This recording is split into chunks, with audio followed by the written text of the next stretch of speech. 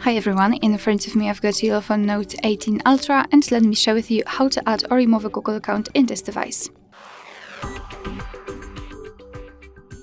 So let's start with making sure that you've got the internet connection that is required, and then let's enter the settings.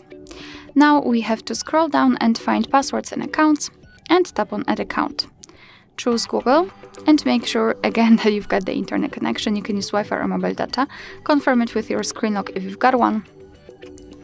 And now in this step you can either create a new account if you do not have your own yet, or simply type your email or phone, so let me do it. And tap on Next. Right here we have to enter the password, so let me do this out of the screen.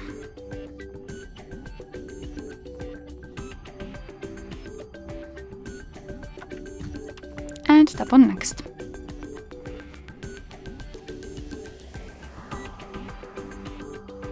Here we have to decide who will be using this device, so just mark the option and tap on Next. Google Terms of Service and Privacy Policy, so you can tap on them to learn more, and tap on I agree after reading. Here we've got the shortcut of backup and storage info, so just tap on Accept, and as you can see we just successfully added our Google account to this device.